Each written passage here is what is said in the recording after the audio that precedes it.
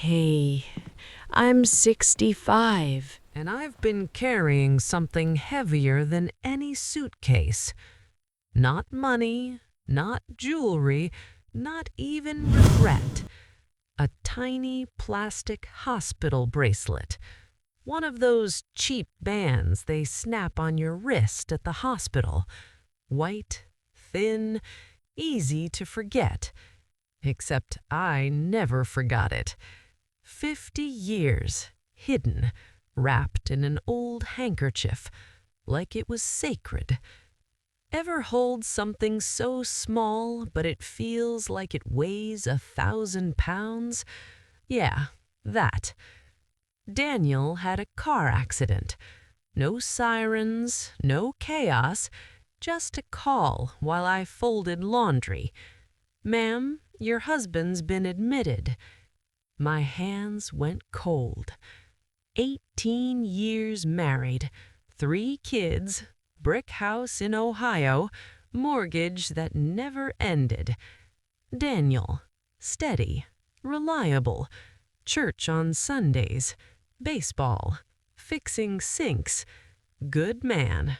That's what people said, and I believed it. At the hospital, I sat by his bed, machines beeping, disinfectant in the air. He looked smaller somehow. Then a nurse said, "Your husband's wife is asking for you in room 214. I laughed, thought she mixed the charts. "I am his wife."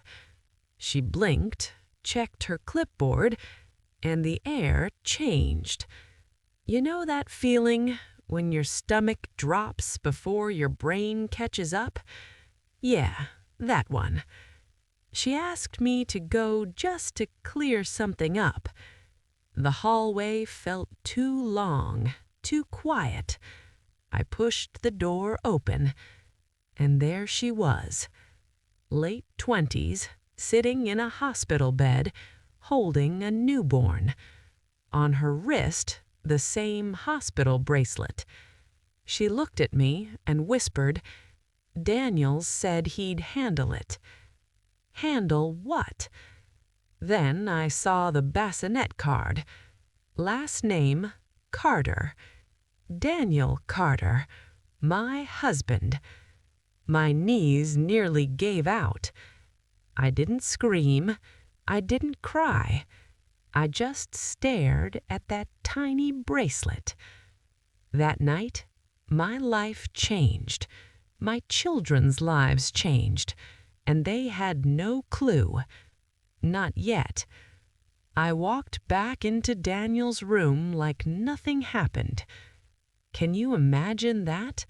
Your husband has a newborn, and you just smooth his blanket? Yeah, I did that. He looked at me, careful, reading my face. "You okay?" he asked. I said, "Who's in room 214? No yelling, no drama. His eyes closed, and I knew. He didn't deny it, just rubbed his forehead. "I was going to tell you," he said. "Oh, were you?" Ever notice how men are always about to tell you after they get caught? Funny, right? He said it started 2 years ago. Just happened. I didn't mean for it to go this far. I didn't care. I cared about my kids. 3 of them. 9, 12, 14. They thought their dad hung the moon. That night, I had a choice: blow it up or hold it together. It was 1973. No job. Daniel handled money. House in his name. Divorce back then, not just paperwork, scandal, survival. So I told him, "You end it. Put the house in my name, open an account I control, or I walk." He cried, said he'd fix it, said he loved me, said it was a mistake. And here's the dangerous part. I wanted to believe him. He signed, opened the account, played the part. But every year, tax season, numbers didn't add up. Money going somewhere, quietly. I didn't ask. Asking would make it real. I changed, watchful, tight, always tense. The kids noticed. "Mom, why are you stressed?" "Dad's fine." Of course he was. He wasn't carrying the secret.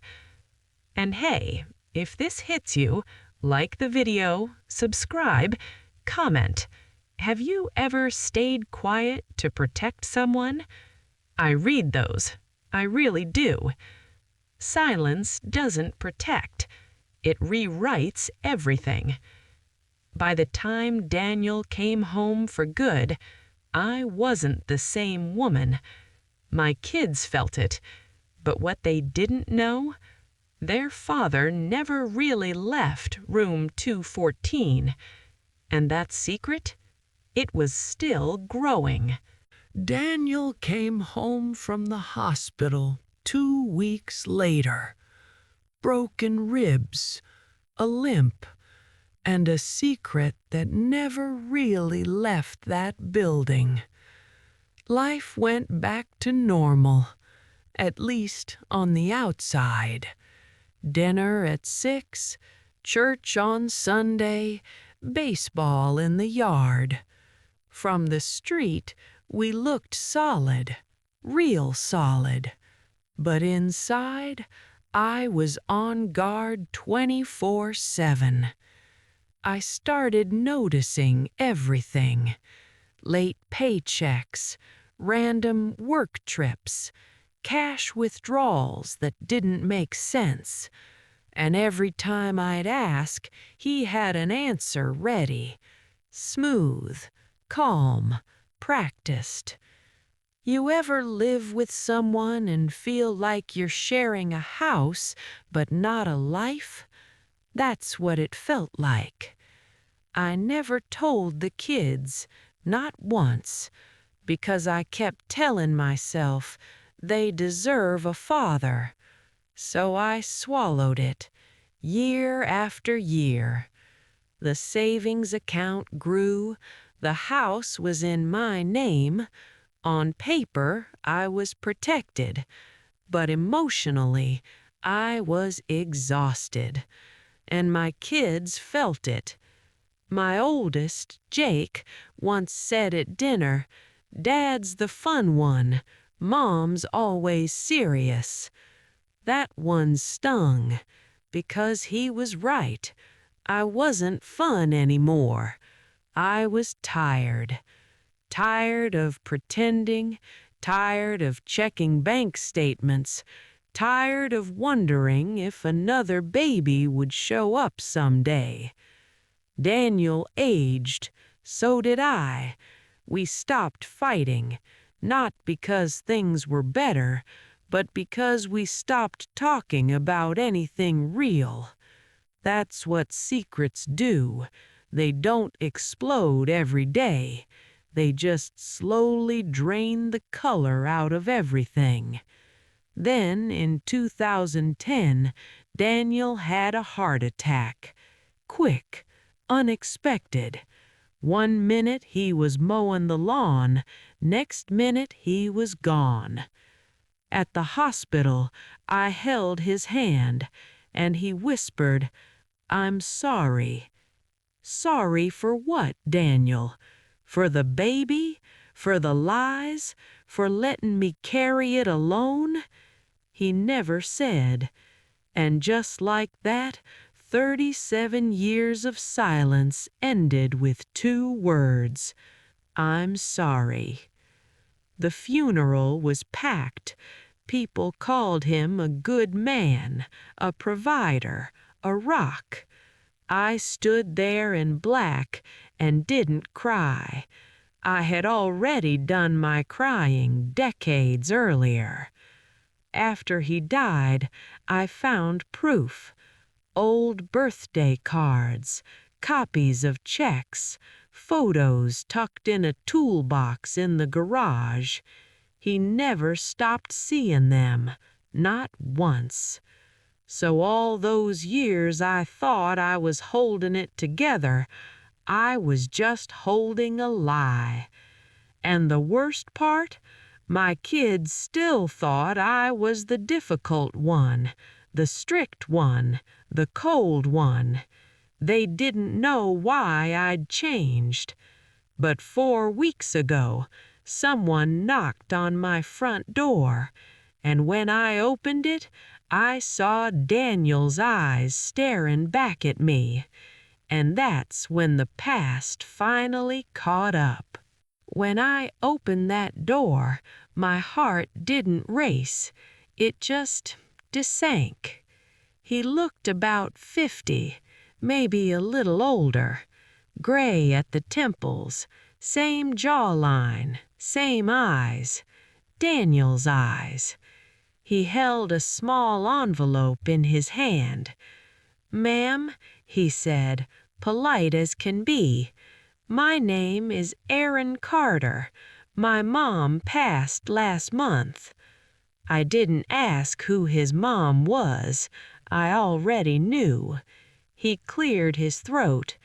"Before she died, she told me not to hate you." Not to hate me.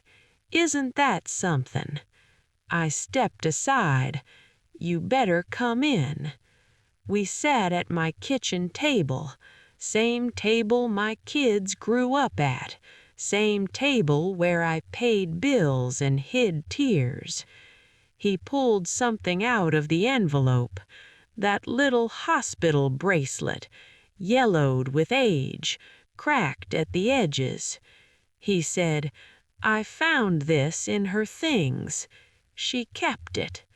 So did I. 2 women, 2 drawers, the same piece of plastic. Can you imagine that?" He wasn't angry, not really, just curious. He said, "I just wanted to know where I came from. I don't want money. I don't want trouble." I looked at him and saw something I didn't expect. He wasn't a threat. He was just someone who grew up in the shadow of my silence. And in that moment, I realized something hard. My quiet didn't protect anyone. Not him, not my kids, not even me. It just delayed the truth. That night, I called my children. My voice shook, I won't lie. I told them everything. Long pause on the other end of the line. Then Jake said, "You carried that alone?" "Yeah, I did." My daughter cried, said, "Mom, I thought you were just unhappy." I said, "No, honey, I was guarding something." But here's the thing. When you guard a secret too long, you start guarding your heart too. And that's where I messed up.